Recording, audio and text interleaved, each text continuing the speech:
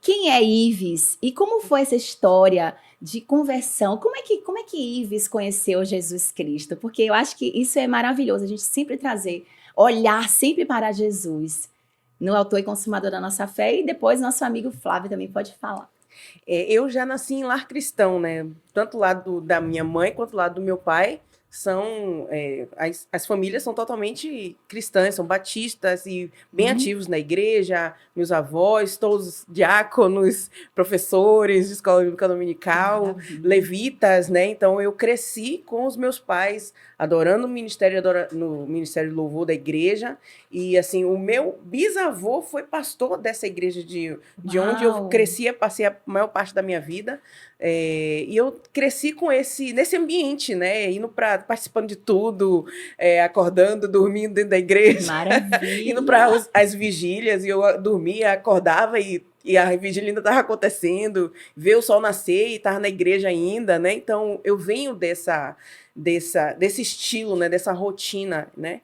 Porém, foi ao longo da minha vida, crescendo, amadurecendo, vivendo relacionamentos, tendo experiências positivas e negativas, que eu fui verdadeiramente conhecendo a Jesus, né? Teve Porque, alguma idade assim que você. Qual foi a idade que nossa, você realmente teve aquele impacto não sei, com o não, Senhor não sei se eu me lembro a Jesus? idade exata, mas foi na Na adolescência, assim, no final adolescência. da adolescência, por volta dos 17, 18 anos, que também foi a época quando eu passei na faculdade de jornalismo.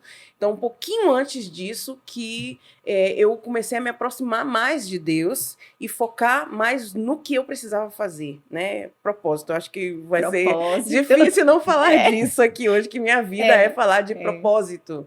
E isso tem guiado minha vida, porque eu olho para tudo ao meu redor, né? Então, desde entrando para a faculdade, as escolhas, né? Todos os dias a gente passa por escolhas, principalmente nessa fase da vida aí, no final da adolescência, início da juventude, escolhas, decisões importantes que impactam a vida inteira. Então, eu olhava para essas circunstâncias, situações que apareceram e olhava, vou perder meu tempo nisso. Não, eu vou perder meu tempo nisso, porque não faziam parte do Uau, propósito, que né? bênção. Então, isso fez com que na minha caminhada cristã, eu fosse amadurecendo, tomando decisões, mas sempre buscando estar na presença do Senhor, encontrando qual era a vontade de Deus para a minha vida. Então, assim, só fazendo um resumo aqui para quem não me conhece, sim, eu tenho esse lado na internet, que é as pessoas que estão dentro da bolha de trabalhar em casa pela internet podem me conhecer, né? Já estou há um tempo aí, desde 2015, produzindo conteúdo para ajudar pessoas 9 a anos já. começar um negócio a partir da internet, viver da internet, como é o meu caso de Flávio.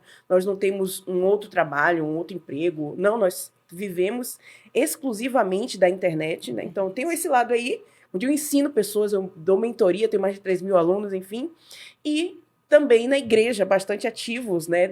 Eu no Ministério de Adoração e Flávio com o Ministério, atualmente, né? No Ministério Infantil Infantil, e como professor de ensino. professor de Eu falo ensino. atualmente porque a gente está sempre sendo guiado, né? De acordo com as necessidades, de acordo com o que Deus quer fazer, e a gente se coloca para ser usado por Deus com as habilidades que Ele nos deu, né? Então, esse é o grande objetivo. Acho que o que foi só um resumo que é bem difícil fazer, né? Mas foi mais ou menos nessa época aí que eu me acheguei a Jesus, por volta dos 18 anos, que eu tive a minha experiência com Deus. De falar assim, Senhor, fala comigo. E Ele falou comigo. E tudo mudou, né, Ives? Tudo Porque mudou. quando a gente, né, recebe a Cristo, quando a gente tem um encontro com o Senhor, tudo muda. Então, tudo mudou na sua vida, né, Com a partir certeza. desse... Que bênção! Estou muito feliz. E você, Flávio? A minha história, ela se divide em duas partes, né? Ela tem duas partes. A parte 1 foi o meu chamado, né? Aos 10 anos de idade. Foi uma coisa incrível porque toda a minha família é de uma religião bem tradicional. Então, eu nunca tinha ouvido falar de Jesus. Eu me lembro de eu crescer com a Bíblia aberta em cima da cabeceira, e aí eu acho que muita gente também vai se identificar com isso. E eu me lembro que a Bíblia ficava aberta lá e nunca era lida. E das poucas vezes que eu fui ler, eu não conseguia entender nada. E aí, aos 10 anos de idade, nós estávamos morando em Vila Velha, no Espírito Santo. A gente viajou muito o Brasil. E aí eu passei na porta de uma igreja batista Maranata. Eu tenho esse cartãozinho de decisão até hoje. E quando eu passei para ir para a escola, algo me chamou para entrar. nessa igreja. E eu entrei Espírito sozinho, sem ninguém. Eu entrei na igreja e vi um rapaz tocando, não tinha culto, mas ele estava lá tocando violão.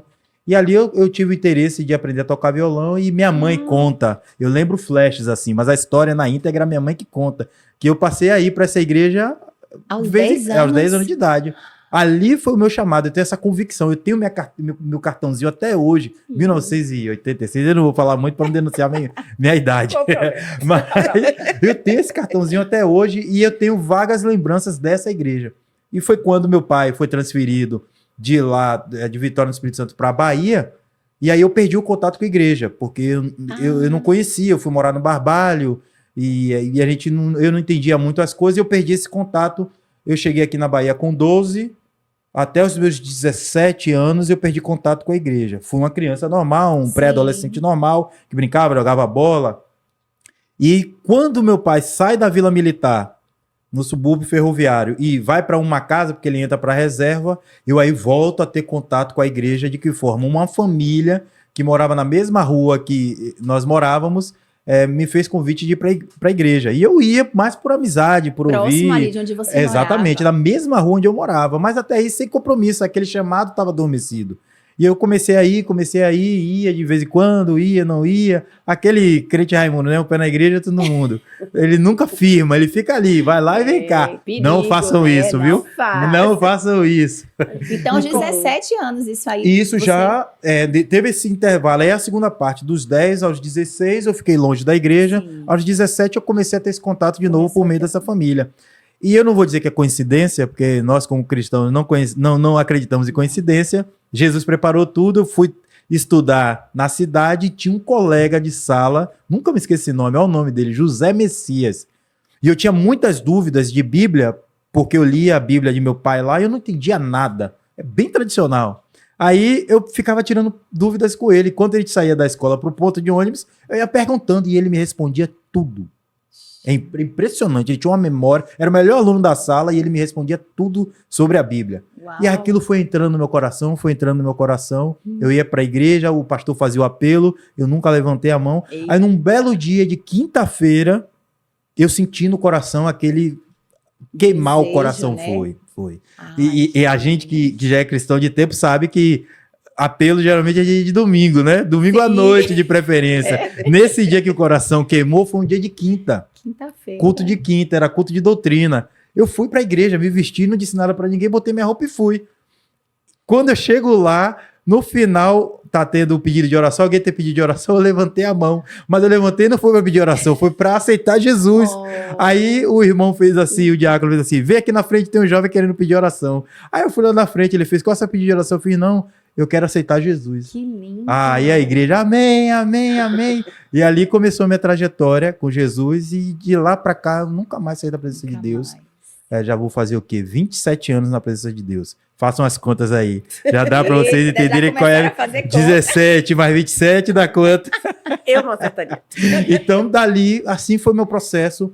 E eu vinha de um lar muito rígido. Meu pai não queria saber de negócio de cristão, de crente. Eu me lembro que meu pai, na época, disse assim: negócio de crente aqui em casa, assim, não quero negócio de crente aqui em casa. E eu fui para a igreja, comprei minha Bíblia, fiz tudo que um novo cristão precisa fazer. Eu deixei de lado a velha criatura, comprei uma Bíblia, passei para a igreja e, sem falar, eu evangelizei minha família. Depois veio minha mãe, veio meu pai, minha irmã, meu irmão. Então, Jesus foi fazendo a obra. É isso que eu ia perguntar Seus para amigos você. também. Os amigos, Amigos né, foram também. impactados. Amigos É também. isso que eu ia perguntar, o que eu perguntei para Ives, assim, existiu algo assim, olha, Andréa, e aquilo ali mudou na minha vida, que você